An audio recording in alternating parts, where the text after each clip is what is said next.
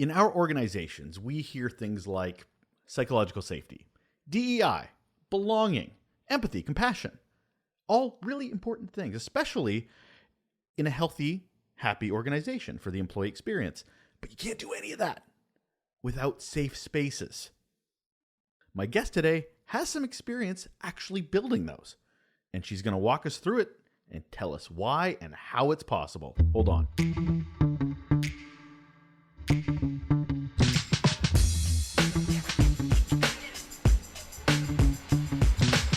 It's Relationships at Work, the Employee Experience and Workplace Culture podcast. I'm Russel. The guest today, oh, so good. So good. It's one of those conversations you have and you're like, oh, there's some meat. There's some really good information here that I can't wait to share. And then I went in and I produced it. And you know what?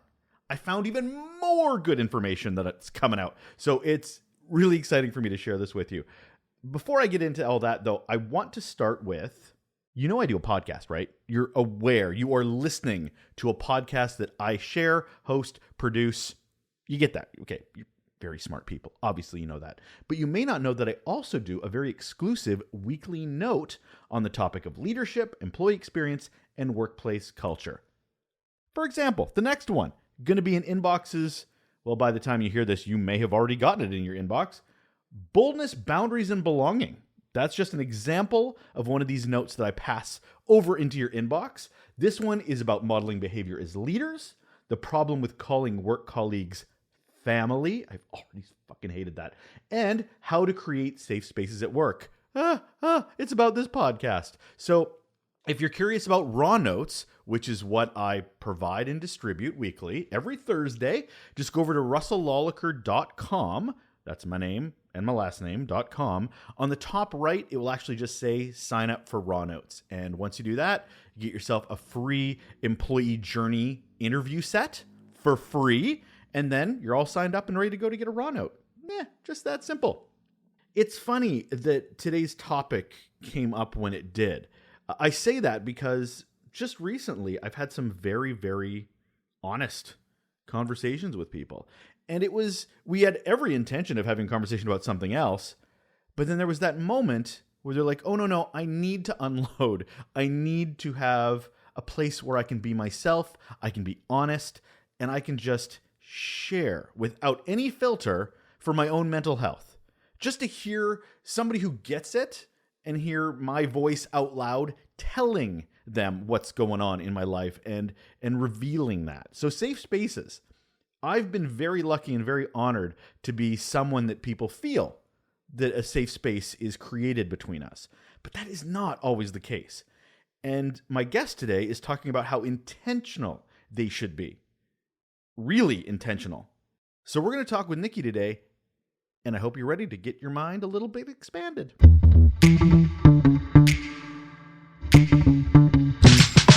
Over there in this podcast is Nikki Thibodeau, and here is why she is awesome. She's the former senior community strategist, the first ever at Shopify, was a strong voice in their own creation of their women's employee resource group. She's in demand as well. She recently spoke at the CMX Summit and Grizzity Interactive's Community Refocus Virtual Summit. Both those conversations very focused on building community and safe spaces.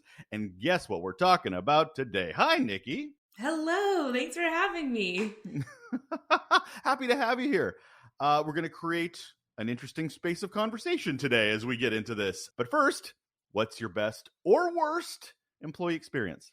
Yeah, my best. So I'm a glass half full all the way human. So unless you ask me pointedly about a negative experience, you probably won't hear one. Unless it's very important to tell. So my best experience that I had at work was when I had a manager who asked me to describe what communication style worked best and how I best receive feedback and how he could support me in my work. And then he actually listened and followed through. And he called me on my bullshit when I needed it, and he trusted me to get my work done. And it was just a space of incredible growth for me as an individual in the workplace, because I felt supported in the way that made sense to me. It was the first time that I didn't have to adhere to someone else's rules or change myself to fit in. And yeah, it was really honestly life-changing experience to actually be listened to.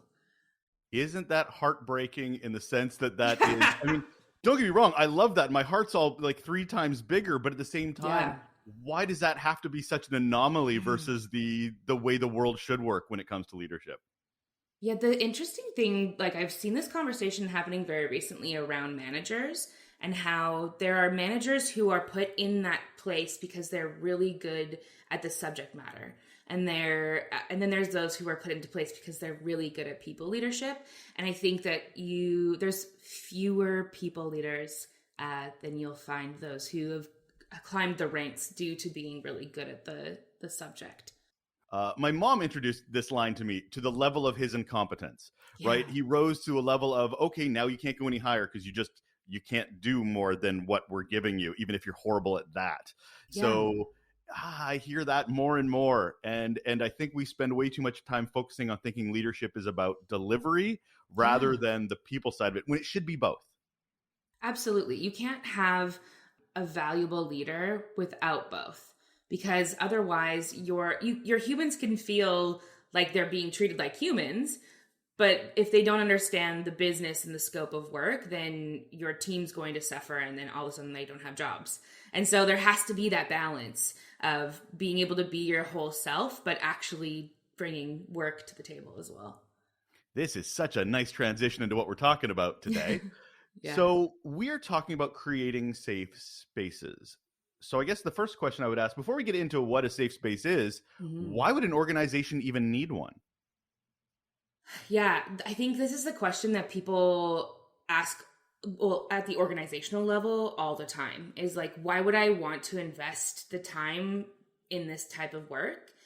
And what we were able to showcase, and now there's tons of studies around this, but when someone feels like they're safe to be there, then innovation is more, productivity is higher, and then people want to come to work, which is not the case everywhere. But if you feel safe to be yourself, whether that means that you woke up today and you're just not on your A game, or you woke up today and you're ready to smash it out of the park, you get to, because that space is created and it feels safe, you get to come and show up as you are. And it doesn't matter who you were yesterday, if that made sense. So what is a safe space? Because maybe a lot of organizations think they already have them, Yeah. or maybe they do and they don't know. I think that like safe spaces are actually created intentionally. And I don't know that there's necessarily a longevity to a space that's unintentionally created as a safe one. It can happen for a brief moment. Like say you have a meeting and someone felt comfortable in that space to share. It could just be a lot of like unintentional things that occurred in that meeting led to that person feeling like they had a voice. However, if that's not intentionally kept up, then there's not going to be those folks who are maybe not as vocal are going to feel comfortable speaking up. And so creating a safe space it has to be intentional. And the first way to do it is to consider who the humans are in the room. So you have to understand who you're building the table for to understand what you need to build at that table. What is a safe space, even whether it's a feeling, how does it show up? Like, what are we creating here? The safe space, like a definition of a safe space to me is that anybody who enters it feels comfortable to show up as themselves. Very simple sounding and very hard to execute. So how do you get to that point? You were saying that you Yeah. need to do it intentionally. Mm-hmm. Well, intentional means I need to start somewhere. So Yeah. where do you begin to get to that safe space?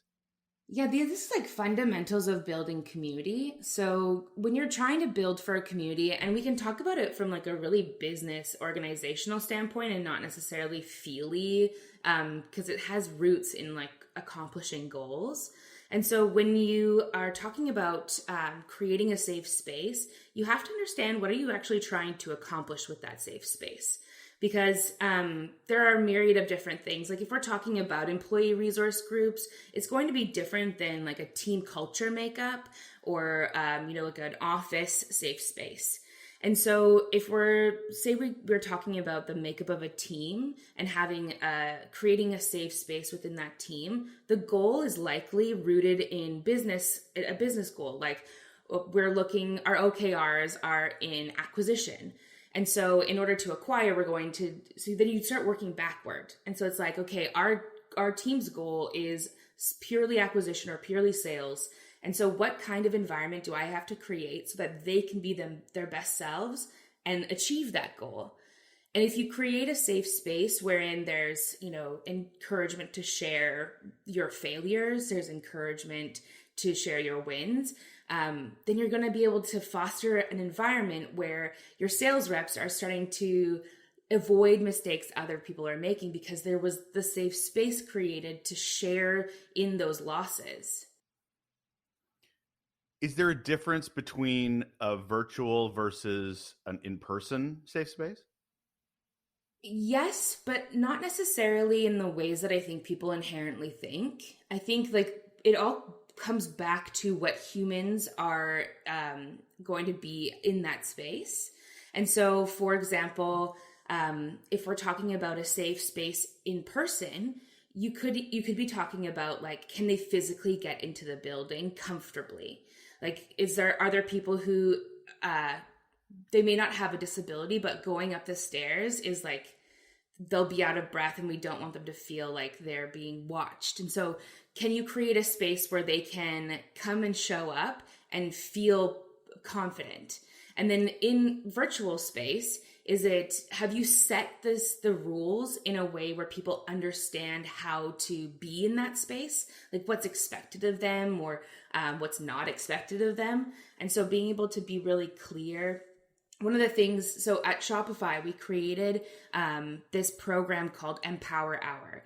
It was for our women's employee resource group, and it was a bi-weekly 1-hour discussion on topics that you would normally not be able to have the space for at work. So it could be about talking about periods. It could be talking about being the daughter of an immigrant. And the way that you create a safe space when someone's coming in to talk about their deep-rooted personal things that are not necessarily traditionally work related we would start every time, it was always virtual, and we would start every meeting with the same language. It was, we are creating together a safe space. This means that we do not share outside of these 4 digital walls what's shared within here. And if you do want to share because you believe it will have value outside of this space, you need to get direct permission from the person who shared that. And so that we could all be sure that what happened within this space was going to be held sacred or held as like a secret, and it only happened here. And so being able to create that space and say like, if you don't feel you're able to do that, I'm going to give you a moment to leave without shame. And there were times where someone was just like, this is intense, I'm leaving. And I don't know, I never followed back up with them about like why you left, because I think you should be able to just go, this isn't for me, I'm going to leave. But through that time, people end up immediately being like, oh, this is a space where I can actually tell you about the struggles that I have. This is that space for it. And it created this beautiful ability to have conversations with folks about topics that I literally, like being a daughter of an immigrant is not something that I relate to, but I was able to be in a space with folks having that conversation, and they could feel safe having those conversations. I love the bubble of empathy. I love that even they're not experiences, they're other people's experiences that you can help with that connection. So that makes me think, okay, you're in this, you've created this community, perfect example of it. What were the benefits to those individuals? Did you hear back? Like, what were the aha moments of, oh, we're almost creating our own subculture here? The biggest thing for me was belonging. It was understanding that you are not the only person that this happens to. And when you recognize that you're not the only one, it actually gives you permission to use your voice more, because you understand that when you say something that maybe you don't hear in the ether, that there's probably going to be someone who goes, I see myself in that. Or, oh yeah, I'll support that because that happens to me too. And how that benefits the workplace is that people will now actually speak up when they don't agree with something, or it'll give people the ability to create new ideas, because they're not going to be like, oh, someone's going to tell me that I'm an idiot. Someone's going to be like, oh, wait, yes, and instead of no, thank you. How does culture and as I mentioned, subcultures get in the way of you being able to create these safe spaces? I think it's like assumptions. So there are a lot of times where, so for those who can't see me, I am a white cis woman. And what ends up happening when you're trying to create spaces wherein there are intersectionalities or those subcultures, there's tons of trauma that's experienced by those cultures. And so there's a hesitancy to allow a white woman into that space, or to allow someone, or to believe that I'm coming from a place where I can hold space for you. And so where those get in the way is this assumed, and like for sake of protection, there's this assumed inability to share because of either your experience or your perception of the person you're talking to. And so one of the biggest ways is othering yourself and thinking that I can only share within this certain subculture, and it can't traverse a wall. I'm thinking of a lot of leaders that may not know how to even dip their toe in, may even not know that they're not, like, their self-awareness is shit, or their situational Right. awareness is crap. And they're basically ignorant to the fact that they may not be creating safe space. How do you break that down? Yeah, so you had mentioned that CMX talk that I did about building safe spaces. And the biggest thing, I talk about like 3 steps. And we all know steps, they have like 1,000 steps underneath them. But the first step is acknowledge. And what that looks like is it's okay to be like unaware of the current space. I think one of the hardest things is when you've been say you've been a manager of the same team for 10 years. And you're like, well, if I were to try and create something different, is that saying that the last 10 years I've been doing it wrong? And so then it often comes to this point where people are hesitant for change because they don't want to negate the work that came previous. But to what I say to that is that, like, continuous growth is continuous for a reason, because the world changes around us, and we're allowed today to have a differing opinion on something that we had yesterday because of something we've learned. And if we can be the types of humans in these spaces that can come and take a look and be like, I need a fresh perspective. I need to acknowledge what is and what should be, or what I'm trying to get to, and move forward. And so, for example, we were coming back to being that Women's Employee Resource Group. I had created Empower Hour, and it became our flagship program, which was so great. But then we were including folks who weren't just women. We were including folks within the gender, like outside of the gender binary. And what ended up happening was those folks felt safe within that employee resource group. But the reality was that we weren't building any other resources for those individuals.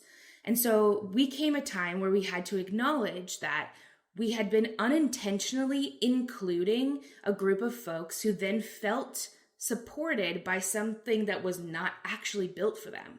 And so we had to come to this spot where it was like, I could have crumbled and been like, oh, I've been doing this all wrong. But what I recognized was I've now learned something that means that I have a differing opinion today than what I had yesterday, and I now need to move forward. So the acknowledgement was, we now have 2 separate groups who need support. And we need to decide, are we going to change the makeup of the Women's Employee Resource Group, and become something like maybe a gender minority resource group? Or are we going to go back to our roots and be solely for women? And so within that acknowledgement, you go back to your community or you go back to your team and you say, hey, this is what I've taken a look at the team makeup and this is what I've deduced. Am I right? Am I wrong? And then you just sit back and you listen and you create spaces. One of the biggest things I find that is done in error by leaders is that they believe that there's only one way to submit feedback. It's like, oh, we'll have a meeting. I'll give you some time to think about it and we'll all come together and have a meeting and talk about it. When we're talking about building more safe spaces, there's going to be folks who have not been heard for a really long time. And you're going to need to figure out, how do I get their voices heard? And so having different ways of people submitting either anonymous feedback or just written feedback, and having the ability to have like maybe a one-on-one or a group discussion, you're going to want to have the ability to create the space to listen and figure out what it is that your team or your community want. And so we've got step 1, acknowledge. Step 2 is listen. And then at the end of the process, you're going to have to make a decision. And you're going to have to decide, okay, well, what are we going to do now to move forward? And when I was referencing back to this Women's Employee Resource Group, what we did was we recognized that through a lot of things, there's the fact that we were only a Women's Employee Resource Group and only had resources for women. There was the fact that through our education and talking to those outside the gender binary, realizing that there's a lot of spaces that were initially created for women that are actually traumatic for folks outside the gender binary. And so a space for folks outside the gender binary cannot be created by women. And so our decision at the end of the day was to go back, be a women's in URG, and then move forward by helping them create a net new space.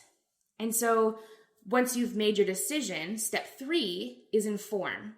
And the reality of inform is that it's probably one of the most uncomfortable steps, because there's never, ever going to be a world where you've pleased everybody. And so there's going to be, and the inform step is the change. It's the ask of your team. It's the ask of your community to come on this journey of change with you. And change is inherently uncomfortable. And so creation of safe space means that like people have had their ability to have a voice, but you've also taken a big leap, and you're going to lose some people along the way. But what ends up happening is you create this space where people can then innovate and be themselves and grow. And the people who come along the journey with you are the ones that you're creating that space for. And it's okay that you didn't create a space for everyone. I think that's impossible. But there will be a lot of people that will flag going, well, it's not being inclusive then. If everybody can't be a part of it or everybody feels comfortable in it, then it is inclusive. But you're saying by listening, and maybe there are other safe spaces for them that would show up differently for them. There's this really great book by Priya Parker called The Art of the Gathering. And in it, she talks about creating a dinner party. And at that dinner party, you have all of your friends. And so say you are a parent and you have your parent friends. And then you have another really good friend, but they don't have kids. And they don't like kids. They hate them. And but they're like a really good human. And so you invite them to that dinner party. But if you hadn't set the intention, like if the intention of that dinner party was to have a space where parents could talk to each other, being inclusive of someone, regardless of their intent, actually takes away from the experience of those who need that space. And so by being exclusive, it's actually a mechanism of inclusion and deeper inclusion.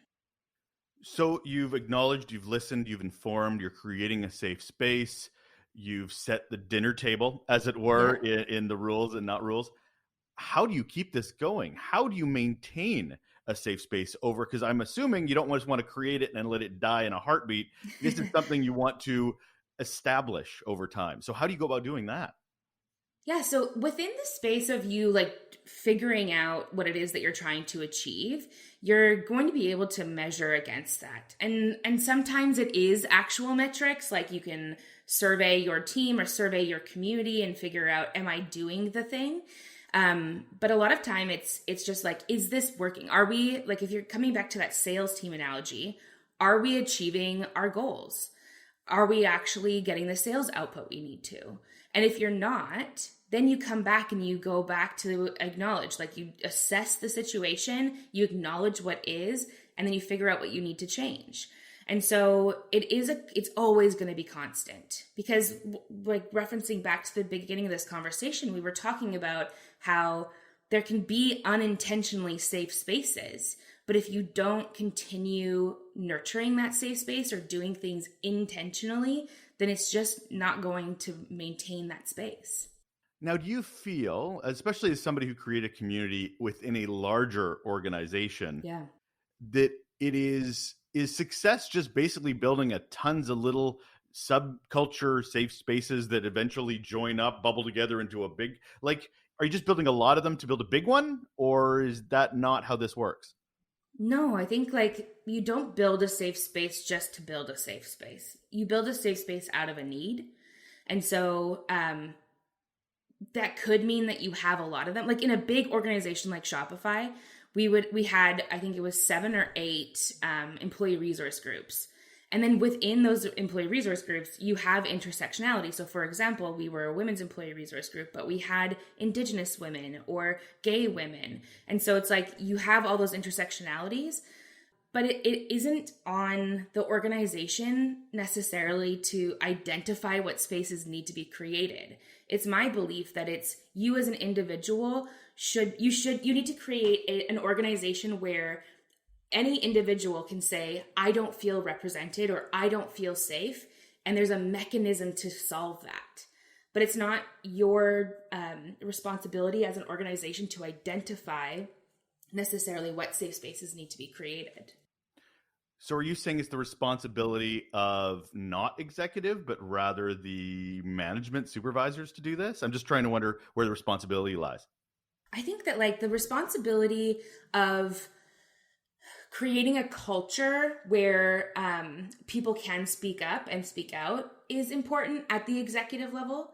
But I think that oftentimes as individuals, we feel like someone should recognize us, like see us.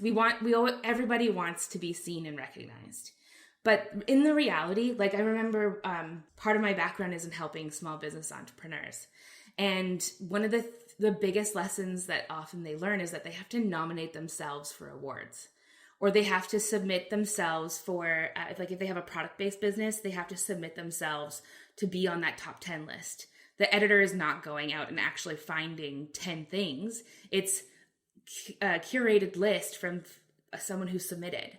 And so I think we often we really deep down want to be recognized and something built for us, but the onus is on us to create what it is that we want. And regardless of whether or not you're capable of actually creating that safe space, it's on you as the individual, not even a manager or a supervisor, but the individual employee to recognize that you're not supported in a way and then ask for that to be supported. There are some people that might think, okay, I don't even know if I have safe spaces. I don't know where the subcultures of these safe spaces even exist.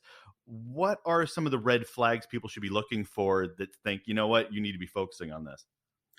I think like people, humans, as they show up to work, if you find that they are quiet all the time, or they don't participate, or they're not proactively asking questions, if you're always having to chase them and direct where your team's going, I think you can understand you don't have a safe space. Because if people, regardless of whether or not their ideas are good, it's important that they have the space to be able to ask or say like, hey, you know what? I was thinking the other day about maybe our team should be doing this. And then if you don't have anybody in your team coming up to you and saying, hey, I was wondering what you think about this new direction or this way to do my job. and you just have someone going, what do you think? What do you want me to be doing? Then that's a really big indication that they don't feel comfortable, that you're going to be able to be receptive of maybe them suggesting that they do something different that you haven't suggested. I hear psychological safety a lot. I Yep. hear diversity, equity, inclusion a lot, but you don't hear Yeah. safe spaces as much. Are we kind of talking about the same thing? It's absolutely the same thing.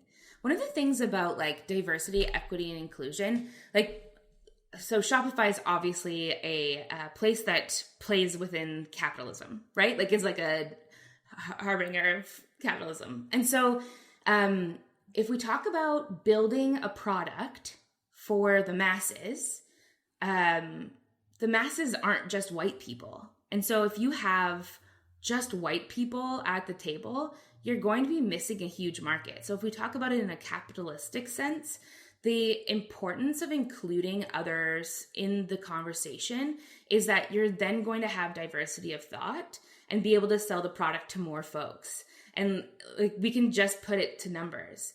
But if you really think about it from a human level, then you think about it as like, again, that diversity of thought. It doesn't necessarily mean that you're selling the product to African Americans and so you need an African American on your team, but it can mean that that person has had a lived experience, is going to add color. That's maybe a bad choice of words, but add color to the conversation, or add color to the thought process of how you go about creating a new product or creating a new service. And so if we continuously have the same voices in the room, then we're just never going to innovate. I had some really great conversations on other episodes, one about accessibility, one about neurodiversity. And those are also voices that absolutely need to be. And I'm not saying you didn't highlight that. I'm just saying that it is, when people think diversity, Yeah. you have to think beyond color of skin for a lot of organizations, because they'll think they're doing a good job if they can visibly see diversity. Yeah. Rather than these people that are needing to be heard, wanting to be heard, but aren't obvious. Yeah. And one of the big things, like when we talk about building safe spaces, when we talk about events, for example, so say you're creating an event where someone can come and participate, and an event could be a meeting, and you want to create a space where people feel like they can have their voice heard. Well, they're touching on neurodivergencies. It's not now just, can someone physically access the space? It's, can someone actually engage in a way that feels comfortable for them? So I bet your episode on neurodivergency goes into it in more detail, but it's could be as easy as like sending forward your slide deck ahead of time, so someone had the chance to be able to read it before coming and getting the fuller depth from your conversation. It's creating accessible resources where someone can create the safe space for themselves, or create a space where they can thrive. It's not always just like, can they physically make it to that room? Yeah, let's paint that picture. Imagine you're a neurodiverse person that needs to process differently than maybe what the leader, quote unquote, leader is used to. And then not getting that agenda ahead of time, not getting that slide deck ahead of time. And then going, oh, by the way, we got to do a meeting right now. Ready, go, talk about this. How safe would you feel if it feels almost like an ambush, or you don't have the information ahead of time to make or put your best foot forward? I can see other leaders going, hey, we need to meet in 15 minutes. Are you ready? How safe do I feel when I don't even know what the meeting's about? And I feel like I'm being ambushed, not led. Exactly. That hurts my heart. Absolutely. And that comes back down to, like, remember at the beginning, you asked me what is one of my best employee experiences. And it was that my boss asked me, how can I help you best show up?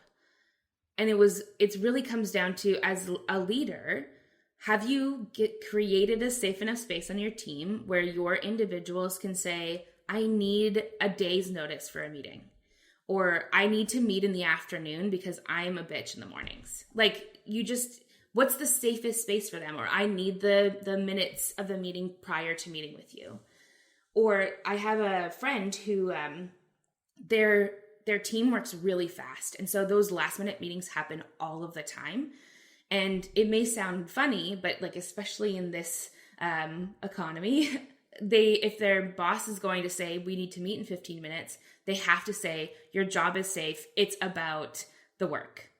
Like, and it's repetitive, but it's just like, that's their concern is I'm going to be laid off right now because layoffs are happening everywhere. And so it's like, what do I need to give as a lead? What do I need to give my team, which is just an extra line of text? Like, your job is safe. We're just talking about the work. But that means you can meet in 15 minutes. It's being a human first who loves getting the job done. Nikki, what is one simple action people can do right now to improve their relationships at work? Listen more. But like, listen to understand, not to reply or have an opinion. That's like, I think, a lost art. Ladies and gentlemen, that was Nikki Thibodeau. She's a former senior community strategist. First ever, we should really stress that, first ever over at Shopify. She was a strong voice in their creation of the Women's Employee Resource Group, which she was amazingly explaining today. Thank you so much, Nikki, for being a part of this. Thank you.